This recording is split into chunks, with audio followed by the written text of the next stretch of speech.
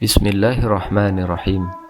Alhamdulillah wassalatu wassalamu ala Rasulillah Muhammad ibn Abdillah wa ala alihi wa ashabihi wa mawala.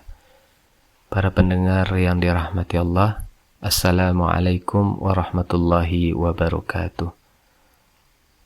Ini adalah podcast perdana dalam pembahasan tafsir. Niat kami adalah ingin membantu siapa saja yang memiliki keinginan belajar tafsir tapi tidak memiliki waktu untuk membaca. Maka melalui podcast ini kami bermaksud belajar sembari membagikan apa yang kami pelajari dengan para pendengar yang mungkin tidak memiliki waktu atau tidak tersedianya waktu untuk membaca kitab-kitab tafsir. Dan yang ada di hadapan kita saat ini adalah kitab tafsir karangan Ibnu Katsir. Beliau adalah seorang ulama, seorang faqih, juga seorang ahli hadis. Nama lengkapnya adalah Imaduddin Abu Al-Fida Ismail bin Umar bin Katsir Ad-Dimashqi Al-Quraisy Asy-Syafi'i. Beliau lahir pada tahun 700 Hijriah dan meninggal dunia pada tahun 774 Hijriah. Beliau terkenal sebagai seorang yang sangat menguasai ilmu pengetahuan, khususnya di bidang ilmu tafsir, hadis, dan sejarah. Sangat banyak buku yang telah beliau tulis dan dijadikan rujukan oleh para ulama, huffaz, dan ahli bahasa.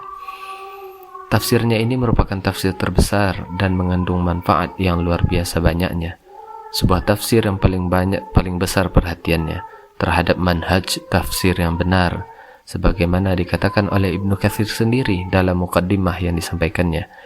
Ini metode penafsiran yang paling benar, yaitu penafsiran Al-Quran dengan Al-Quran.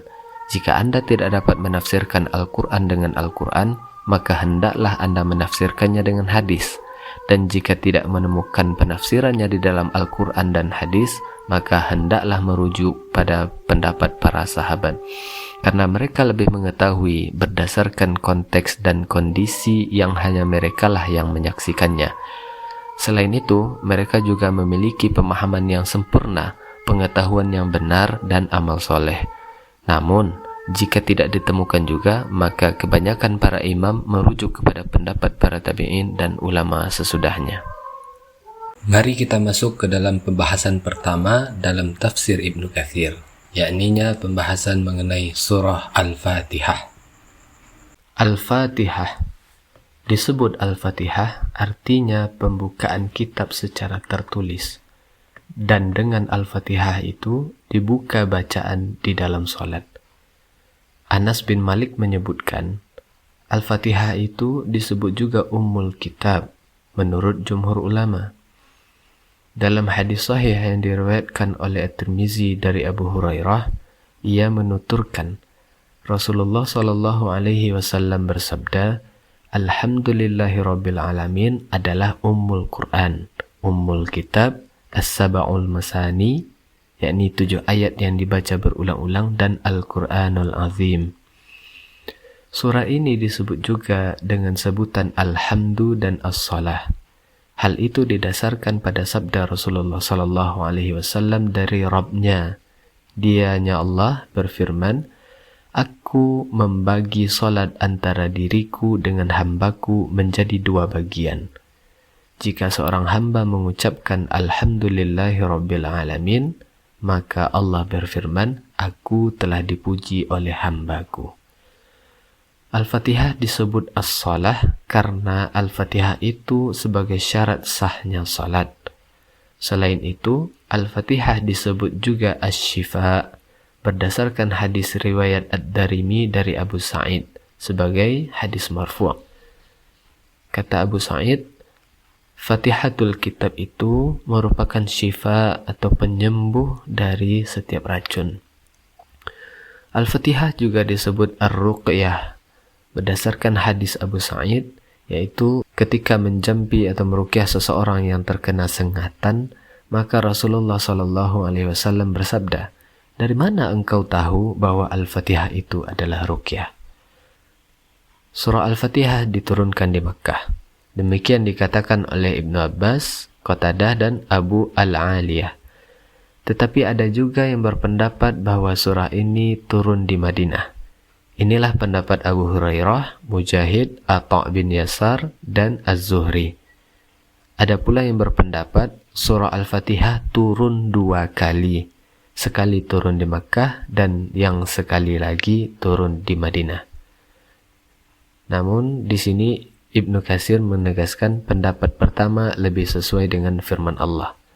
Allah berfirman, وَلَقَدْ آتَيْنَاكَ سَبْعًا مِنَ الْمَثَانِ, dan sesungguhnya kami telah berikan kepadamu sab'an minal mathani, yakni 7 ayat yang dibaca berulang-ulang. Quran Surah Al-Hijr ayat 87. Dan surah ini secara sepakat terdiri dari 7 ayat. Hanya saja terdapat perbedaan dalam masalah basmalah. Apakah sebagai ayat yang berdiri sendiri pada awal surah Al-Fatihah, sebagaimana menurut kebanyakan para qurra Kufah dan pendapat segolongan sahabat dan tabi'in, atau bukan sebagai ayat pertama dari surah tersebut, sebagaimana dikatakan para qurra dan ahli fikih Madinah. Dan mengenai hal ini terdapat 3 pendapat, yang insya Allah akan dikemukakan pada pembahasan berikutnya. Kemudian, mereka mengatakan, ini kata Ibnu Katsir, mereka mengatakan, surah Al-Fatihah terdiri dari 25 kata dan 113 huruf.